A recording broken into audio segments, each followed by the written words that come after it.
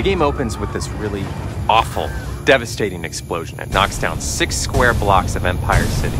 Hurts and kills, thousands of people. But somehow you survived. You had these crazy electrical powers.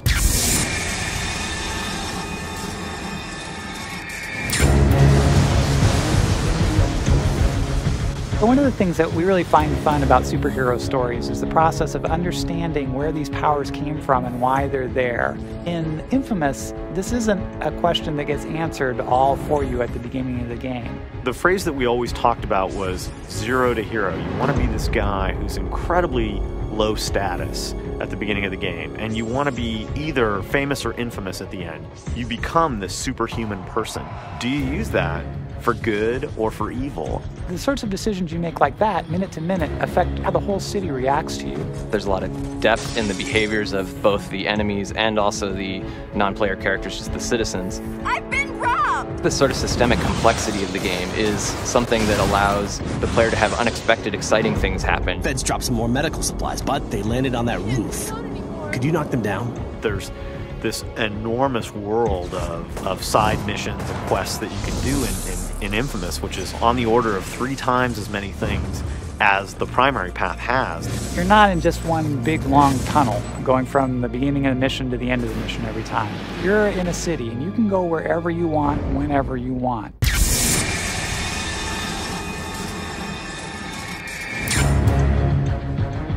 The cutscenes really were an attempt to tell stories that feel genuine in a graphic novel sense. They don't feel like we're exploiting the genre, they feel more like we're part of that genre. Really beautiful, detailed graphic art, but all kind of taken into a dimension where it can be animated and rendered and using effects to kind of tell our stories, at the same time really having it feel fresh and something people hadn't seen a lot of.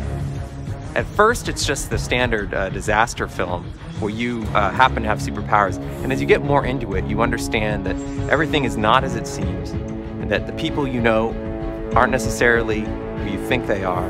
It's like peeling an onion. You figure out one thing, you think you understand it, and then you find out that, well, you kind of understood it, but there's something deeper going on. We've hidden all kinds of little narrative hiccups, which I'm sure people are never going to see. The casual player is never going to understand the depth of everything going on in Empire City.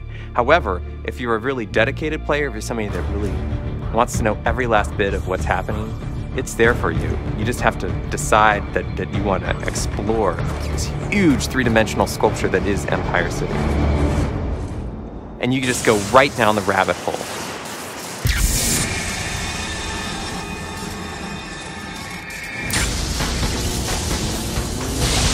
We are asking a critical thing of our players and our viewers, which is to believe that someone could get electrically superpowered. And that's kind of the gateway to the whole game. Electricity is great because it's kind of malleable in what you can do with it. I mean, you can do the obvious, which is shoot somebody in the face with a lightning bolt, which is, I know, for me, kind of a core fantasy. He starts out with 2 or 3 superpowers he can do, and throughout the game we unlock more and more of them.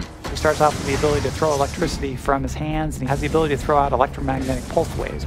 It's an electric wave that's traveling out in front of him. Everything from that to the really crazy stuff you might expect with lightning, which is calling down a massive thunderstrike. They're more conventional things like grenades and rockets, but we've framed them in a way that it is Cole using and extending his powers. Over the course of the game, you end up getting another 15 or 16 powers, and those powers, in addition to the ones you start off with, are all upgradable, at least 3 ways, and most of them actually end up having good and bad upgrades you can do depending on how you're playing the game. If you multiply it all out, I think you got over 80 powers that you end up with. Cole is very dependent on electricity, and while it's the source of his strength, there are also a lot of weaknesses associated with that. I'm so totally grateful. You're a lifesaver. One of his powers is that he can kind of resuscitate people who are injured, or on the other hand, he can drain the electricity from people in the game and use that to fuel his own superpowers. Anytime that there's an interesting resource that the character wants that inherently hurts someone else, you're faced with this choice of, I want this thing, am I willing to hurt this person to get it? So in a lot of ways, he's kind of challenged by this gift. This is the game that delivers on something I've thought about all the time, which is, if I had superpowers, what would I do with them? You know, if I could turn invisible, would I go on a stealth mission for the FBI, or would I sneak into the girls' locker room? You know, these are the kind of challenges that would be presented to you as a real-life person when given superpowers. We really wanted to kind of take you through that journey that you read about in graphic novels and you see on superhero movies. We wanted you to play that.